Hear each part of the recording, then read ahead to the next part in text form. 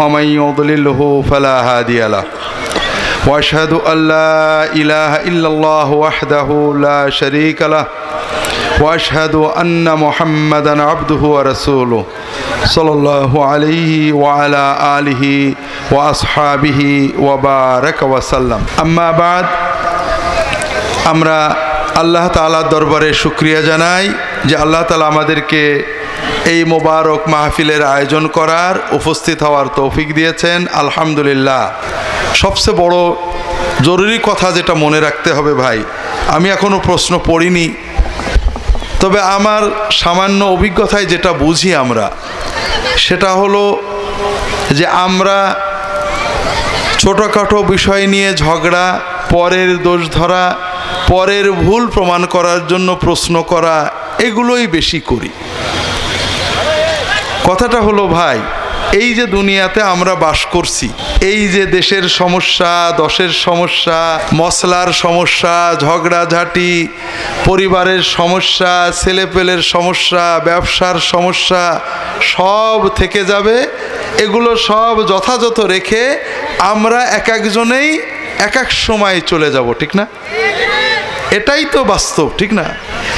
দুনিয়া নিয়ে চিন্তা করছি, বিশ্ব নিয়ে ভাবছি, দেশ নিয়ে ভাবছি, পরিবার নিয়ে ভাবছি, সব ভাবাভাবেই থেকে যাবে, আমি থাকবো না, ঠিক না ভাই? তো দুর্ভাগ্য ভাইরা, দুনিয়ার অনেক মানুষ গতানুগতিক চলে, কিছুই চিন্তা করে না, গরু ছাগলের মতোই চলে। আর যারা একটু চিন্তা করে তারা পরকে নিয়ে চিন্তা করে, নিজেকে নিয়ে ভাবে না। তো ভাইরা, এক সময় যখন আমরা কবরে চলে যাব, ফেরেশতারা এসে আমাদেরকে কে রফাদাইন করতো, কে মিলাদ পড়তো, কে কোথায় গেল, কে আর বউ পর্দা করতো না, কেন করতো না, এইগুলোই তো আমাকে জিজ্ঞেস করবে, ঠিক না? হ্যাঁ, এগুলোই তো জিজ্ঞেস করবে। তো ভাইরা, বড় কষ্ট লাগে আপনাদের বলি, দুনিয়ার অধিকাংশ মানুষ গতানুগতিক চলে, ভেড়ার মতো চলে। সকালে ওঠে, রাত্রে ঘুমায়, খায়, দায়, বাজার করে, কেন বেঁচে আছে তাও বোঝে না, কেন মরে গেল তাও বোঝে না। গরুর বাচ্চা জন্মায়, জোয়াল কাঁদে নাই, কষাই জবই করে, শেষ। ওর খিদে লাগে, খায়, পায়খানা চাপে, হাগে, কিন্তু ওর জীবন কি বোঝে না। আমরা মানুষের বাচ্চারা অনেকে এরকম, ছোটবেলায় বড় হয়েছি, বিয়ে শাদী করেছি, বাজারে যাই, কেনই বা টাকা কামাই করি, এ টাকা রেখে যে কি হবে, কেনই বা বাজার করি, কেনই বা এলাম, কেনই বা গেলাম, কিছুই চিন্তা করে না। এরকম মানুষ বেশি। যারা একটু চিন্তা করার তৌফিক আল্লাহ দিয়েছেন, তারা শুধু পরের ভুলগুলো চিন্তা করি। ভাই, কি নিয়ে আমি আল্লাহর কাছে যাচ্ছি, আমি কি করলাম, আমি কতটুকু নেক আমল করেছি, আল্লাহর সামনে কি দেব, আমার রবের সাথে, মালিকের সাথে আমার সম্পর্ক কতখানি গভীর, আমি কি আল্লাহ দরবারে হাত তুলে চোখে পানি আসে কিনা, আমি কয় রাকাত তাহাজ্জুদ পড়তে পারেছি, কয়টা আল্লাহর কাজ করতে পারেছি, কয়জন মানুষকে আল্লাহর কথা বলতে পারেছি, এ চিন্তা আমরা করি না ভাই। তা আমার কথা হলো ভাইরা, এইভাবে শয়তানের পিছে না চলে আসেন না, সবাই নিজের চিন্তা করি। যখন সময় পাই, সারাদিন তো দোকানের চিন্তা করি, বাজারের চিন্তা করি, নিজের চিন্তা তো আর করা হলো না। এই ছেলে মেয়ের চিন্তা করতে করতে, বউর চিন্তা করতে করতে জীবন শেষ হয়ে গেল। মরার পরে বউ আর আমার কথা মনে রাখবে না, রাখবে ভাই?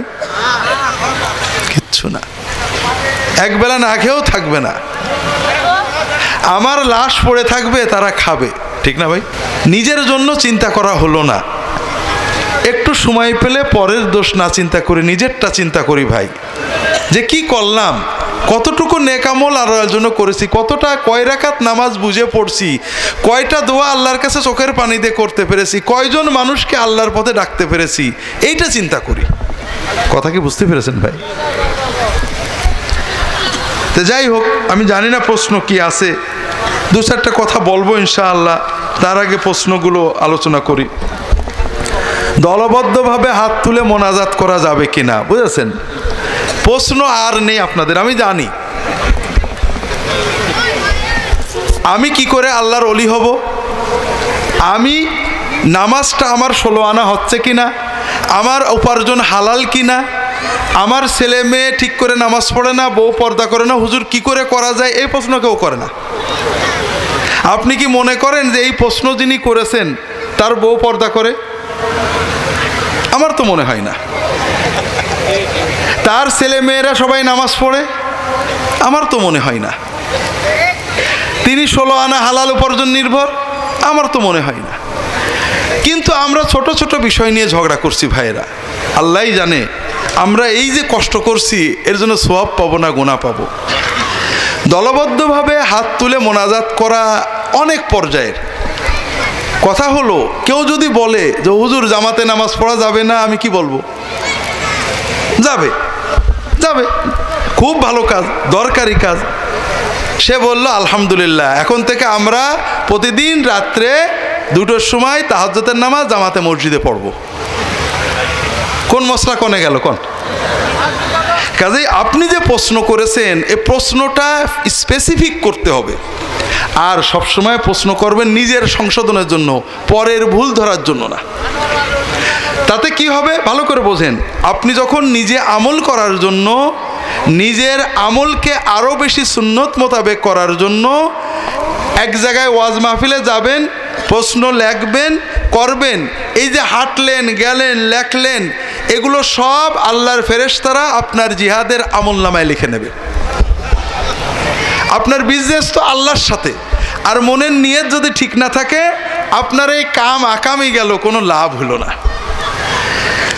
দলবদ্ধভাবে মোনাজাত, প্রথম কথা হলো ভাইয়েরা, দোয়া আমরা করি কার কাছে? আল্লাহর কাছে না। আল্লাহর বান্দা তো 2 রকম, কিছু আপন বান্দা, কিছু শতালো বান্দা, ঠিক না? ঠিক তো? হ্যাঁ, আপন বান্দা না? আচ্ছা বলেন তো, মায়ের আপন ছেলে একটা জিনিস চাবে মার কাছে, আর বাকি 5 ভাই ডাকে আনা লাগে কিনা? হ্যাঁ, না। দোয়া মূলত আল্লাহর সাথে বান্দার সম্পর্ক, এখানে লোকজন লাগে না। নামাজ জামাতে পড়া লাগে, ওয়াজ মাহফিলে একজন বলে একজন শোনে, দোয়া তো আল্লাহর কাছে আমরা করি। এই জন্য সাধারণভাবে দোয়া যার যার দোয়া তার অন্তরের মহব্বত নিয়ে দোয়া করব। আমরা আল্লাহর কাছে সব চাবো। কিভাবে পারলে আমি পরে বলবো যদি সময় থাকে। তবে কখনো কখনো রাসূলুল্লাহ সাল্লাল্লাহু আলাইহি ওয়াসাল্লাম যে সকল সময়, যেমন নামাজের ভিতরে দলবদ্ধ মোনাজাত আছে, কুনুতের সময়, কুনুতে নাজেলায় নবীজি হাত তুলে তুলে দোয়া করতেন, সাহাবীরা পিছনে হাত তুলে তুলে আমিন বলতেন। কথা বোঝেননি? নামাজের পরে আপনারা যে প্রশ্নটা করেছেন সেটা হলো নামাজের পরের কথা। নামাজের পরে দোয়া মোনাজাতের সুন্নত পদ্ধতি। আমরা প্রথমেই একটা জিনিস আপনাদের বলি, কথায় অনেক কথা বলতে হয়। আমাদের দেশে যত দিনদারি আছে, যত নিয়ম কানুন আছে, কিছু আছে নবীর সুন্নত, আর কিছু আছে আমাদের সুন্নত, মানে আমাদের পদ্ধতি, আর কিছু নবীজি মুহাম্মদ রাসূলুল্লাহ সাল্লাল্লাহু আলাইহি ওয়াসাল্লামের পদ্ধতি। আল্লাহ যে আমাদের দিন দিয়েছেন আল্লাহর স্বার্থে না বান্দার স্বার্থে? কথা বুঝেছেন তো? আমরা নামাজ পড়লে, দোয়া করলে, জান সাদকা করলে আল্লাহর তো কোনো উপকার নেই। আমাদের মনটা ভালো হবে, আমাদের বিপদ কাটবে, আমাদের অন্তরে শান্তি আসবে, মানুষের উপকার হবে, ঠিক না ভাই? তাহলে আল্লাহ যে হুকুম আকাম দিয়েছেন এটা আল্লাহর স্বার্থে না বান্দার স্বার্থে? গুড। মুহাম্মদ রাসূলুল্লাহ সাল্লাল্লাহু আলাইহি ওয়াসাল্লাম যে আমাদের নিয়মকানুন শিখিয়ে গেছেন তার স্বার্থে না আমাদের স্বার্থে? আমাদের। আর আমরা হুজুররা যেসব নিয়ম বানাই এগুলো সাধারণত আমাদের কিছু স্বার্থ থাকে, রাগ করেন না। কেমন? যেমন মনে করেন দোয়া করবেন, আল্লাহ এবং তার রাসূল সাল্লাল্লাহু আলাইহি ওয়াসাল্লাম আপনাদেরকে দোয়া করা শিখিয়েছেন।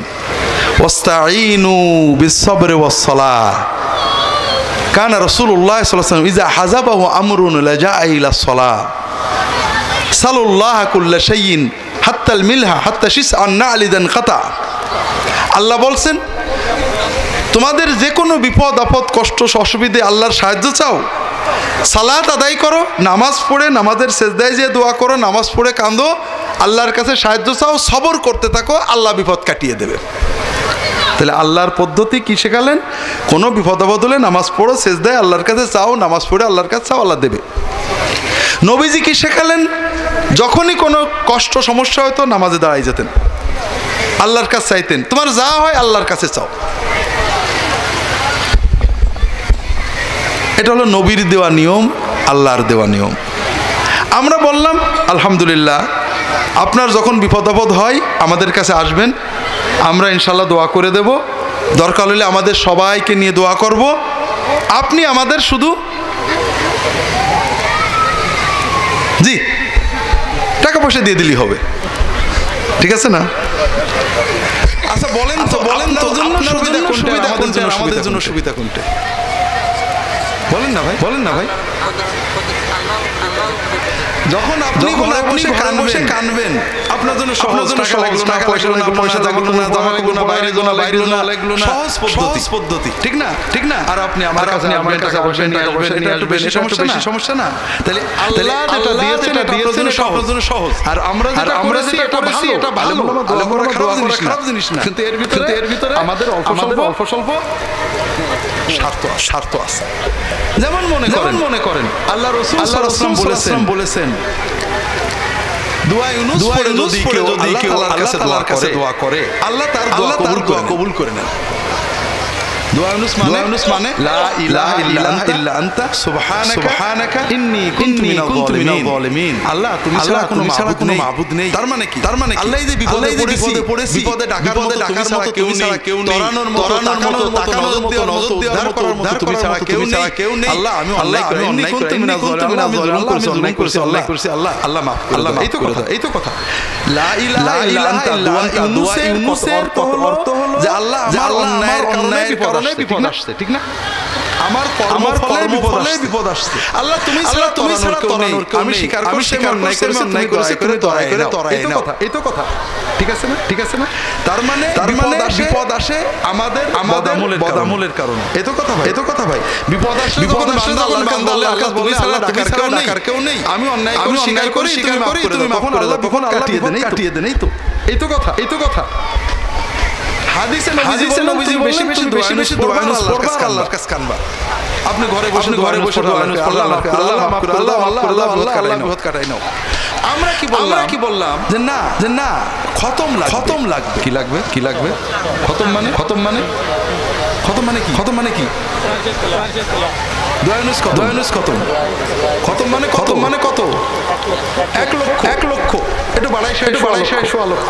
আমি যখনই বললাম খতম, আপনি তখনই খতম, কারণ আপনি তো জানেন 1.5 লক্ষ আপনি একা পড়তে পারবেন না। ব্যবস্থার ভিতরে আপনার কিছুটা বাধ্যতামূলক আমাদের কাছে আসতেই হবে। খতম হাদিসে নেই, নবী সাল্লাল্লাহু আলাইহি ওয়াসাল্লাম বলেন আল্লাহর কাছে আপনি যত পড়ে কানবেন, কিন্তু খতম হওয়ার কারণে আপনি আপাতত খতম, কারণ আপনি জানেন যে একা পারবেন না, আমাদেরকে আসতে হবে। এখন অনেক জায়গায় আমি জানি আপনাদের চুয়াডাঙ্গায় কি অনেক জায়গায় নিয়ম আছে 40 জন আলেম আসবে, এসে দোয়া ইউনুস পড়বে। কি বলবে? লা ইলাহা ইল্লাল্লাহ জালিমিন, ঠিক না? তার মানে 40 জন আলেম একভাবে বলে যাবে আমি জালিম। কিন্তু যে বাড়িওয়ালা আমরা কাম করি, যখন কোনো কারোর বাড়ি যায়, আমি লক্ষ্য করি বাড়ির কেউ দোয়ায় বসে না।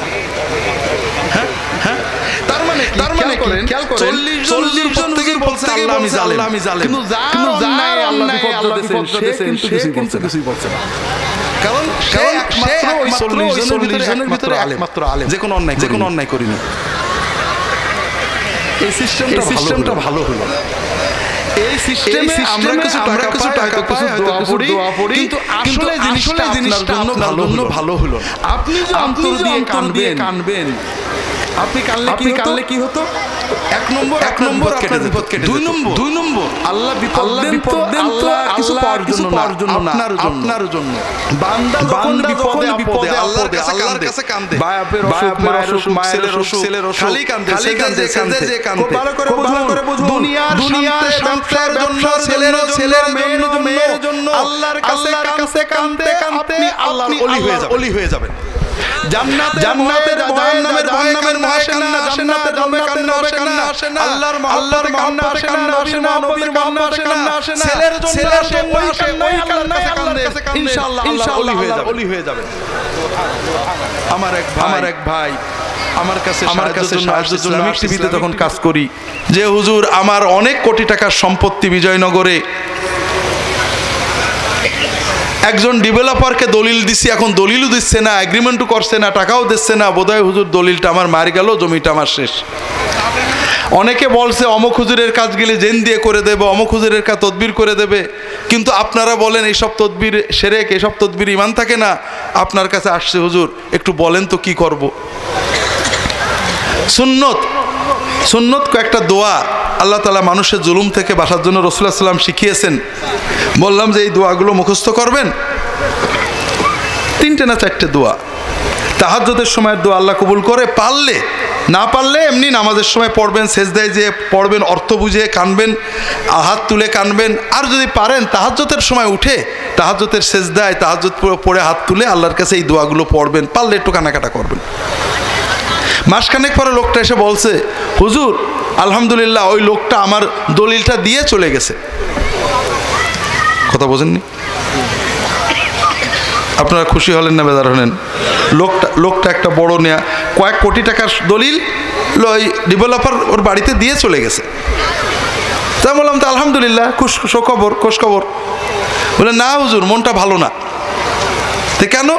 বলে হুজুর আপনার কথা মতো আগে তো আল্লাহর কাছে কানতে পারিনি, এখন জমির লোভে, জমির ভয়ে তাহাজ্জুদে সেজদায় যে কান্নাকাটা করছিলাম, কিন্তু আল্লাহর কাছে কানতে যে কত মজা, এত আরাম শান্তি লাগছিল হুজুর আল্লাহর কাছে দোয়া করে চোখের পানি দিয়ে। এখন আমার মনে হয় আরো 6 মাস যদি দলিলটা না পাইতাম আর আল্লাহর কাছে কানতাম, তাহলে বোধহয় আরো শান্তি লাগতো। তা আপনি যখন বিপদে আপদে আপনি আল্লাহর প্রেমে কানতে পারেননি, কোনো সমস্যা নেই, মায়ের মহব্বতে, ছেলের মহব্বতে আল্লাহর কাছে চোখের পানিতে কেঁদেছেন, এটাতেও আপনি অলি হয়ে যাবেন। কিন্তু আপনি কানলেন না। আমরা 40 জনে দোয়া নুস পড়ে আসলাম, কি হলো? হয়তো আল্লাহ আমাদের দোয়ায় আপনার কিছু দিতেও পারে, নাও পারে, কিন্তু আপনি কিছু পেলেন না। কথা কি বুঝতে পেরেছেন? এরকম আরো অনেক সিস্টেম আছে সমাজে চালু আছে, যত সিস্টেম। যেমন মিলাদ পড়বেন, নবীজির সিস্টেম কি? তুমি সোমবারে, তুমি আমার জন্মদিন পালন করতে চাও, সোমবার আমার জন্মবার, সোমবারে রোজা রাখবে।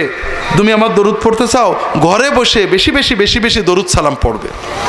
এটা আপনার জন্য সহজ না? সহজ না কঠিন?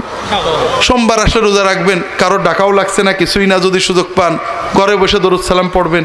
আমরা বললাম না, ওইটুকু হবে না, আমাদের দাওয়াত দেবে, আমরা যাব, কিছু দোয়া দরুদ পড়ে মিলাদ সালাম পড়ে আসবো, আমাদের কিছু যতটুক পারো অন্তত কিছু দেবে। আপনার সুবিধা কোনটে আর আমাদের সুবিধা কোনটে? এটা কার সুবিধা? তো যাই হোক, এটা বিস্তারিত বলা যাবে না। মোনাজাতের যে প্রশ্নটা করেছেন, নামাজের ভিতরে আমাদের কল্পে একটু শান্তি পায়, নামাজের পরের দোয়া আল্লাহ কবুল করে।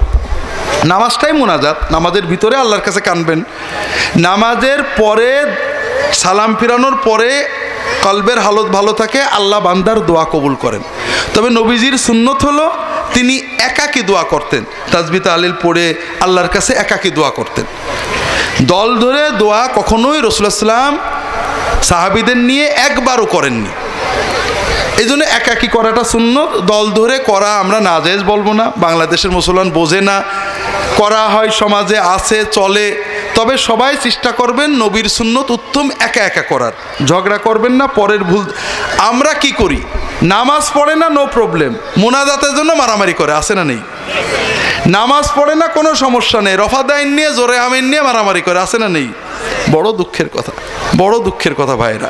10 জন লোক নামাজি বানান আপনার তরিকায় রফাদাইন করে, অথবা আপনার তরিকায় রফাদাইন বাদ দিয়ে, কোনো সমস্যা নেই, কিন্তু তা করবে না। যারা নামাজ পড়ে তাদের মারামারি করবে। এতে শয়তান খুশি হয় না, আল্লাহ খুশি হয়?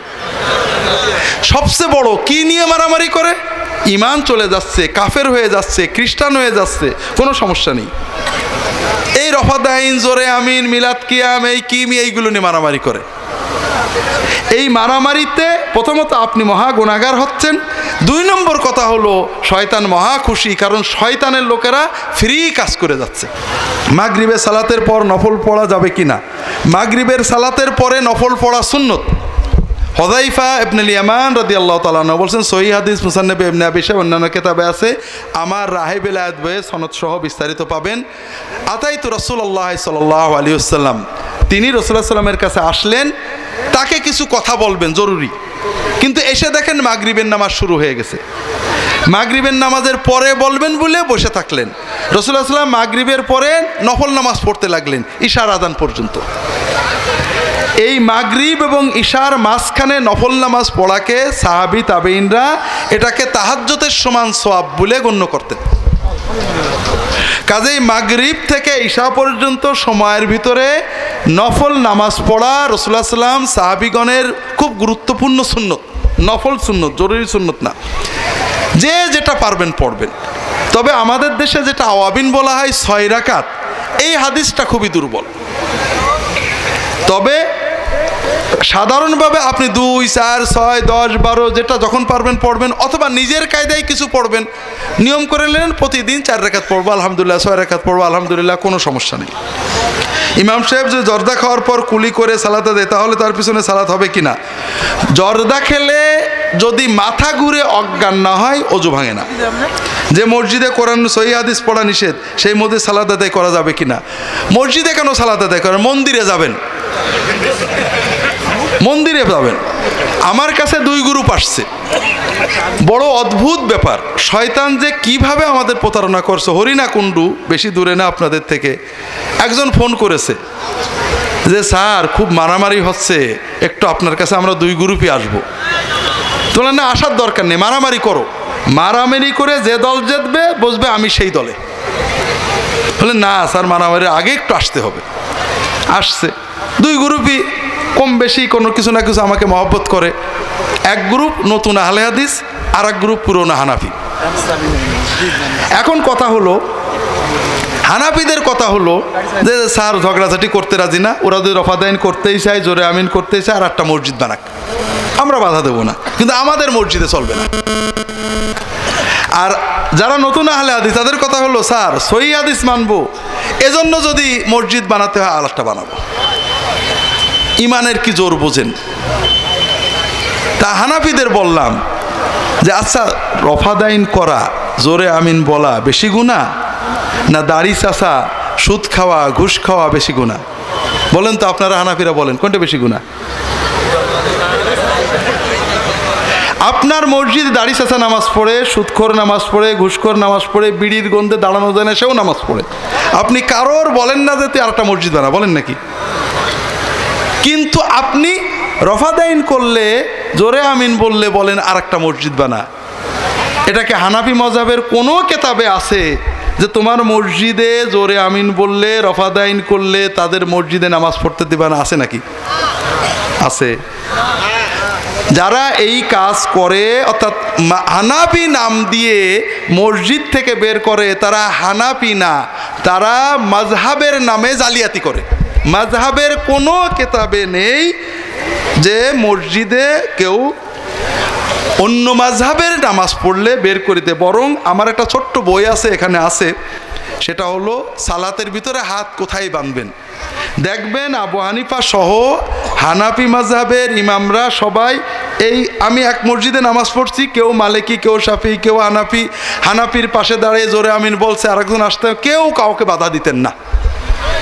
কথা বুঝেছেন? 2 নম্বর, আদৌ মুসলমান কিনা দেখি। কোনো কোরআনে কোনো হাদিসে আছে যে তুমি সুদখোরের কিছু বলবা না, দাড়ি চাচার কিছু বলবা না, মুখ দিয়ে বকবকাইয়া গন্ধ বেরোই তার কিছু বলবা না, একজন জোরে আমিন রফাদাইন করেছে বলবা? আছে নাকি? হাদিসে আছে নাকি? নেই। তাহলে আমরা কোরআনও মানলাম না, হাদিসও মানলাম না, মাযহাবও মানলাম না। যারা হাদিস মানবে তাদের বললাম যে ভালো কথা, তুমি সহিহ হাদিস মানবা, সহিহ হাদিস মানবে, রফাদাইন করবে, জোরে আমিন বলবে, দাড়ি নেই। দাড়ির গুরুত্ব বেশি না রফাদাইনের গুরুত্ব বেশি? কোন আমলের গুরুত্ব কোনটার বেশি এটা কোথার থেকে জানা যায়? নিজের মন গড়া না নবীজির হাদিস থেকে? রাসূলুল্লাহ সাল্লাম দাড়ি রেখেছেন, তাই রাখা সুন্নত। দাড়ি রাখতে আদেশ করেছেন, কাজেই রাখা ওয়াজিব। দাড়ি না রাখলে গাল দিয়েছেন, দাড়ি কাটতে নিষেধ করেছেন, কাজেই কাটা হারাম। রাসূলুল্লাহ সাল্লাল্লাহু আলাইহি ওয়াসাল্লাম রফাদাইন করেছেন, না করার হাদিস সহিহ, কাজেই সুন্নত। কিন্তু না করলে কাউকে রাগ করেননি, করার কোনো আদেশ দেননি। তাহলে গুরুত্বের পার্থক্য আছে না? তাহলে আমি দাড়ি রাখলাম না, দাড়ি রাখার আদেশ দিলাম না, দাড়ি চাষলে কাউকে আপত্তি করলাম না, রফাদাইনের গুরুত্ব দিলাম, এটা কিন্তু বিদআত, গুরুত্বগত বিদআত। অর্থাৎ আপনি সহিহ হাদিসকে অসহিভাবে পালন করছেন। 2 নম্বর কথা হলো রফাদাইন করতে হবে, এটা কি ফরজ? না, রাসূলুল্লাহ সাল্লাম ফরজ বলেননি, সাহাবীরা বলেননি। তারা না করলে রাসূলুল্লাহ সাল্লাম কোথাও নেই। রাসূলুল্লাহ সাল্লাম টাকনুন নিচেই কাপড় পরে নামাজে দাঁড়ালে আপত্তি করেছেন, যাও আবার নামাজ পড়ো। রুকু সেজদা ঠিক না হলে আপত্তি করেছেন, যাও আবার নামাজ পড়ো। কিন্তু রফাদাইন না করলে, জোরে আমিন না বললে কারণ নামাজ হবে না, আবার পড়ো, কোনোদিন বলেননি। কাজে এটা সহি, সহিটাকে সহি পালন করো, তুমি আমল করো, ঝগড়া করো না। কাজে এই ঝগড়া যে করছো এটা তো সহি না, এটা তো বিদআত। তৃতীয় হলো মুসলমানের ঐক্য বজায় রাখা ফরজ, ঐক্য বিনষ্ট করা হারাম। দলিল কোরআন হাদিসে অনেক দলিল আছে। ওয়াতাসিমু বিহাবলিল্লাহি জামিয়ান, আল্লাহ রজ্জু ইসলামকে ঐক্যবদ্ধভাবে ধরে রাখো, দলাদলি করো না। ঐক্য বজায় রাখা ফরজ। মুসলমানদের ভিতরে বিভক্তি হারাম। মাযহাব নিয়ে এইটা হানাফি মসজিদ, এটা আহলে হাদিস মসজিদ, উভয় গ্রুপই অভিশপ্ত। ইসলাম এক। আল্লাযীনা ফাররাকু দীনাহুম ওয়া কানু শিয়াআন লাস্তা মিনহুম ফি শাই। যারা দিনটাকে ভেঙে ভেঙে দল দল করেছে, আল্লাহ বলছেন কোরআনে, হে নবী আপনার সাথে তাদের কোনো সম্পর্ক নেই। সালফে সালেহিন, সাহাবে কেরাম, তাবেইন, তারা এই ফেকার মসলা নিয়ে মসজিদ ভাগ করেননি, যে যারটা করেছেন। তো এই জন্য যেটা বলছিলাম ভাইরা, কোরআন এবং সহিহ হাদিস পড়া যায় নাকি? নামাজে ইমাম সাহেব কোরআন পড়ে না রামায়ণ পড়ে? এখন একজন বলছে ওই আমার ঝগড়াঝাটির ভিতরে যে স্যার আমরা যদি বলি সহিহ হাদিস মানতে, ওরা মানবো না সহিহ হাদিস, যা পারিস কর, তাহলে কি ইমান থাকে? বলে না, ইমান থাকে না, এটা ঠিক, কিন্তু না থাকার জন্য আপনি দায়ী। আপনি এমন করে বলেছেন যে ও বাধ্য হয়ে এরকম রিয়াকশন করেছে। আমরা যদি সুন্দর করে মহব্বতের সাথে কতজন মানুষকে আল্লাহর দিন বোঝাবো এই নিয়েতে বললে এরকম হতো না। কথা কি বুঝতে পেরেছেন? সবাই আমরা প্রান্তিকতায় চলে গেছি। মসজিদে সহিহ হাদিস পড়তে না দিলেও মসজিদ ভাঙা যাবে না। আপনি সেই মসজিদে, সৌদি আরবের অনেক সব মসজিদ তালা মেরে দেয়, সৌদি সরকারের বাইরে কিচ্ছু করতে দেয় না। আপনি নামাজ পড়বেন না সৌদি মসজিদে, কোনো সহিহ জয়ীব কিছুই পড়তে দেয় না, ওয়াজও করতে দেয় না সরকারি পারমিশন ছাড়া। তা আপনি সেখানে নামাজ পড়বেন না? নামাজ পড়বেন সব মসজিদে। বাকি বিষয় নিয়ে বিভিন্ন মতভেদ থাকতে পারে। নারী নেতৃত্ব থেকে বেরোনোর উপায় কি? নারী নেতৃত্ব থেকে বেরোনোর উপায়, বউ তালাক দিতে হবে। নারী নেতৃত্ব নেই কে? বউর কথা শোনেন না এমন লোক কে আছে? আছে কেউ? আর যদি বলেন রাষ্ট্রের নারী নেতৃত্ব, বড় মুশকিলের কথা। এই রাষ্ট্র চলে অধিকাংশ মানুষের পরামর্শে মতে, ঠিক না? আমাদের সমাজে নামাজ পড়ে শতকরা কতজন? 10। আমি 10 ধরলাম, বেশি ধরলাম। এই 10 জন যারা নামাজ পড়ে, তারা ইসলাম মানে কতজন? নামাজও পড়ে, সুদ খায়, ঘুষ খায়, দাড়ি রাখে না, ধূমপান করে, বউ পর্দা করে না, সিনেমা দেখে, আছে না নেই? নামাজ পড়ে। আবার যদি একটু জোর দিয়ে বলা যায় তোমার বউর পর্দা করে, কেঁপে যায়, হুজুরা মৌলবাদী। নামাজ পড়ে। আবার সুদের বিরুদ্ধে 5 দিন ওয়াজ করলে বলে কমিটিকে এই লোককে তাড়াও, আছে না নেই? তাহলে পিওর ইসলাম মানে এরকম মুসলমান বাংলাদেশে শতকরা কয়জন? একজন হয় কিনা সন্দেহ। এখন 99 জনে চাই নারী নেতৃত্ব, আর একজনে চাই না, হবে কাড্ডা। পাল্টানোর উপায় কি? উপায় হলো আপনি 1 থেকে 30-এ চলে যান, অর্থাৎ আপনি মানুষদেরকে হাতে ধরে পায়ে ধরে মসজিদে আনেন, নামাজ পড়ান, দিন শিখান, কোরআন মানান। যখন অধিকাংশ মানুষ মুত্তাকি হয়ে যাবে তখন আপনি যেটা চান, মুত্তাকিরা যেটা চাই সেটাই হবে। আর এইটা না করে যত চিল্লাবেন, ঝগড়া করবেন, গালাগালি দেবেন, খুশি খুশি লাগবে, কিন্তু কাম কিছু হবে না, আর আল্লাহ খুশি হবে না। আমরা ওয়াজ করে জানি তো, আপনারা ওয়াজ শুনতে আসেন কি জন্য?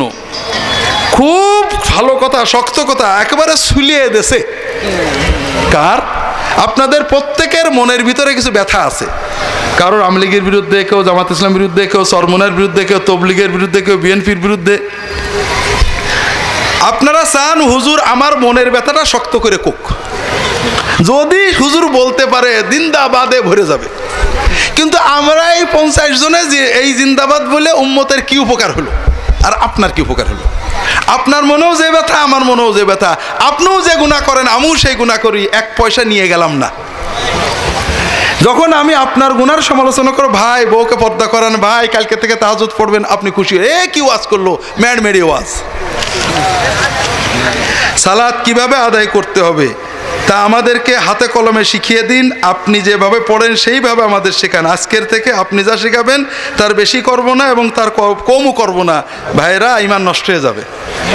এই কথাটা একমাত্র মুহাম্মদ সাল্লাল্লাহু আলাইহি ওয়াসাল্লাম ছাড়া কাউকে বলা যাবে না। খুব ভালো করে বোঝেন। আমি কেন, দুনিয়ার কাউকে যদি আপনি বলেন আপনি যা বলবেন তাই করবো, বেশি করবে না, কম করবে না, খবরদার, ঈমান নষ্ট হয়ে যাবে। আপনি যা বলবেন আমি নবীর সুন্নত দিয়ে যাচাই করে নেব, এর বাইরে যাব না, এইটা হলো ঈমান। কথা বুঝেছেন? 2 নম্বর কথা হলো, ভাই আমরা জানি আপনারা ঝগড়া করেন। একজন বলছে হানাফিদের নামাজই হয় না, ও হাদিস মতো না। বলেন যে কেন ভাই, আমরা যে আল্লাহু আকবার বলি, আমরা নামাজে দাঁড়াই না? কেবলামুখী হয়ে দাঁড়াই না উত্তরমুখী হয়ে দাঁড়াই? কেবলামুখী হয়ে দাঁড়াই, এটা হাদিস মতো না? হাদিস মতো না রামায়ণ মতো? এই যে হাতগুলো তুলি, হাদিস মতো না? আল্লাহু আকবার বলি, সহি হাদিস মতো না? সুবহানাক আল্লাহুম্মা বলি, সহি হাদিস মতো না? সূরা ফাতিহা পড়ি, সহি হাদিস মতো না? শুধু 8টা মশলা বা 9-10টা মশলা আছে নামাজে। নামাজের ভিতরে প্রায় 1000 মশলা আছে, 1000 সুন্নত আছে। এর ভিতরে মাত্র 10-12টা বা 8-10টা মশলায় ইখতিলাফ আছে। আর ইখতিলাফের সবগুলো বিষয় একটা বাদে মুস্তাহাব। হাত বুকে বাঁধবেন না নাভি বাঁধবেন, কোনো জরুরি মশলা না। রফাদাইন করবেন 1বার না 3বার না 4বার, মুস্তাহাব মশলা, কেউ ফরজ ওয়াজিব বলিনি। এরপরে মনে করেন সেজদায় যাওয়ার সময় আগে হাত দেবেন না আগে কান দেবেন না আগে মাথা দেবেন, এটা মুস্তাহাব মশলা, কোনো ফরজ ওয়াজিব মশলা না। তো এই রকম শুধু সূরা ফাতিহা পড়া এটা ফরজ ওয়াজিব মাসালা, এবং এতেও উভয় পক্ষের হাদিস আছে। তো এই 8-10টা মশলার জন্য আপনারা শুধু ঝগড়া মারামারি করে শেষ করে দেবেন, এটা ঠিক না। তবে আমি কি করে নামাজ পড়ি এটার জন্য ভালো পরামর্শ হলো আমার রাহে বেলায়েত বইটা, একটা নামাজের অধ্যায় আছে, এটা পড়বেন। আমি যেটা বুঝি ভাই, আমার গুনাহগারের কথা যদি শোনেন, আমি যেটা বুঝি সেটা হলো নামাজটা হৃদয় দিয়ে অর্থ বুঝে আল্লাহর কাছে চোখের আবেগ দিয়ে মনের আবেগ দিয়ে পড়াটা হলো আসল কাজ। আপনি নামাজের দোয়াগুলোর অর্থ বোঝেন, সেজদায় আল্লাহর কাছে কাঁদেন, দোয়া করেন, আল্লাহর দিকে মনটাকে রুজু করে সুন্নত কেরাত সুন্নত দোয়া দিয়ে নামাজ পড়েন, এটা যদি অর্জন করতে পারেন এটা আপনার কাজে লাগবে। বাকি যে 8-10টা মুস্তাহাব বিষয় নিয়ে আমাদের ইখতিলাফ আছে, যেমন মনে করেন প্রথম ইখতিলাফ হলো নাভিতে বাঁধবেন না হাঁটুতে রাখবেন না কাঁধে গলায় ঝুলবেন, এটা নিয়ে ইখতিলাফ, তাই না? এটা আমার একটা বই আছে, সালাতে হাত বাঁধার বিধান, এটা আপনারা দলিল সহ বিস্তারিত পাবেন। তবে মুখতাসার কথা হলো 10টা সহিহ হাদিস বা তার বেশি আসছে যে তোমরা নামাজের ভিতরে ডান হাতকে বাম হাতের উপরে রাখবে, কবজির উপরে কবজি, অথবা এখানে অথবা এখানে। কিন্তু রাখার পরে হাত দুটো কোথায় রাখবে কোনো হাদিসে নেই, সহিহ কোনো হাদিস নেই। এ বিষয়ে হাদিসগুলো সবই জয়ীফ। কাজেই হাত এখানে রাখলেও নামাজ হবে, এখানে রাখলেও নামাজ হবে, এটা নিয়ে ঝগড়া করা অত্যন্ত অন্যায়। দ্বিতীয় রফউল ইয়াদাইন, যে দ্বিতীয় ঝগড়া আমরা করি, এর আগে কোনো ঝগড়া আছে আমার জানা নেই। রফউল ইয়াদাইন রফুল ইয়াদাইন অর্থাৎ রুকুতে যাওয়ার সময়, রুকুতে ওঠার সময় সেজদা, দুই সেজদার মাঝখানে রফুল ইয়াদাইন করা সহিহ হাদিসে আসছে। আবার শুধু একবার করাও সহিহ হাদিসে আসছে, এটাও সহিহ। তবে রুকুতে যাওয়ার সময় রফুল ইয়াদাইন, রুকু থেকে ওঠার সময় রফুল ইয়াদাইন, এটা অনেক বেশি সহিহ, অনেক সাহাবী থেকে বর্ণিত। আমরা মাশাআল্লাহ, আমি বাংলাদেশ সৌদি আরবে ছিলাম, ভাবতাম আহলে হাদিসরা উদার, কারণ সৌদি আরব উদার, যে কোনো মশলাই তারা বলেন দেখো এটা আছে এটা আছে, আমরা এটাকে উত্তম মনে করি, ঝগড়া বলতেন না। আমরা ভাবতাম যে এরকমই বুঝি সবাই। দেশে এসে দেখলাম হানাফিরা হাদিস শুনলেই বলে মানসুখ, আর আহলে হাদিসরা হাদিস শুনলেই বলে জয়ীফ। অর্থাৎ আমার পছন্দের বাইরে যে হাদিসটা হানাফিরা শুনলে কি বলবে, ও মানসুখ হয়ে গেছে, মানে ওটা বাতিল হয়ে গেছে। আর আহলে হাদিসরা কি বলে, ওটা জয়ীফ। হাদিস বাদ দেওয়ার ক্ষেত্রে কেউ মানে দুর্বল নেই। কথাটা হলো আসলে মানসুখ হয়েছে, এটা বাতিল কথা। আল্লাহ নবীর হাদিস সাহাবীরা আমল করেছে। আব্দুল কাদের জিলানী রফাদাইন করতেন, জোরে আমিন বলতেন, উনি কি দোজখে যাবে নাকি? তো মানসুখ হলে তো দোজখে যাওয়ার কথা। বড় বড় হানাফি আলেমরা রফাদাইন করতেন, দোজখে যাবে নাকি? মানসুখ সহিহ হাদিসের দলিল ছাড়া বলতে নেই। আবার জয়ীফ, সহি হাদিসকে জয়ীফ বানাচ্ছে। 6 তকবীর 12 তকবীর উভয় হাদিস সহি, টনটনে সহি। শেখ আলবানী সহি বলেছে, এখনো অনেক আলে হাদিস আলেম এটাকে জয়ীফ বলার জন্য পাগল। একামত ডবল ডবল দেওয়া, সিঙ্গেল সিঙ্গেল দেওয়া, দুটোই সহি, অত্যন্ত সহি। জয়ীফ বানানোর জন্য বা মানসুখ বানানোর জন্য আমরা পাগল হয়ে গেছি। এইভাবে বিভিন্নভাবে আমরা ঝগড়া বজায় রাখছি। তো যাই হোক, রফুল ইয়াদাইন রুকুর সময় করা এটা সহিহ হাদিস, অনেক সাহাবী থেকে প্রমাণিত। তবে আমাদের সমাজের লোক বোঝে না, সহি কেউ করলে রাগ করবেন না, এটা সহিহ হাদিস, পারলে কেউ করবেন। একবার করলে রাগ করবেন না, একবার করাও সহিহ হাদিস, সাহাবীরা করেছেন, তাবেঈনরা করেছেন, ঝগড়া করবেন না। তৃতীয় হলো ঝগড়ার তৃতীয় হলো রুকুতে যাওয়ার সময় হাঁটু আগে না হাত আগে। সৌদি আলেমরা হাঁটু আগের পক্ষে, তারা অনেক দলিল দেন। আহলে হাদিসরা হাত আগের পক্ষে, হানাফিরাও হাঁটু আগের পক্ষে। সব দলিল আদিল্লা পড়ে আমাদের সৌদি আরবে একজন উস্তাদ ছিলেন, মন্ত্রীও ছিলেন, তিনি বলেন যে তোমরা মাথা আগে দিও। এটা কোনো ঝগড়া হলো নাকি? বাকি ঝগড়া আমার রাহে বেলায়েতে পাবেন, আর লম্বা বলবো না। আমরা জানি নারী নেতৃত্ব হারাম, কিন্তু জামাত ইসলামী নারীর সাথে হাত মেলালো, এটা কি করে বৈধ হলো? চরমোনায় নারী নেতৃত্ব মানে না? প্রধানমন্ত্রীর ছবি ছিঁড়েন তো দেখি।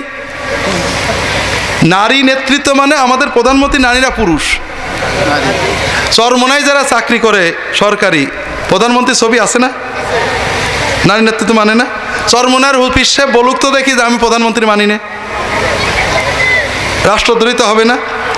বিষয়টা হলো, আমাকে একজন বলছে তবলিগ আওয়ামী লীগদের সাথে মেশে, বলা যায় তাহলে জামাত বিএনপির সাথে মেশে। এই যে একজন আর একজনের দল গালা, এই কালকে একজন বলছে ছাত্রলীগ, আওয়ামী লীগ, যুবলীগ, তবলিগ সব আওয়ামী লীগ। তাহলে কেন বলে আওয়ামী লীগের সাথে মেশে? বলে কি মুশকিল, তোমরা তো বিএনপির সাথে মেশো, তোমরা বিএনপি। তো কথা হলো মিশা ভিন্ন জিনিস। তারা একটা যুক্তিতে এরকম, তাদের ইমানটা বড় কথা। নারী নেতৃত্ব বলতে জামাত ইসলামের আমিন নারী না, তারা বিএনপির সাথে মেশে। তারা একটা যুক্তি দিতে পারে, আওয়ামী লীগের সাথে একজন মেশে, বিএনপির সাথে একজন মেশে, মিশলেই সে তাদের সব মেনেছে, এটা বলা ঠিক না।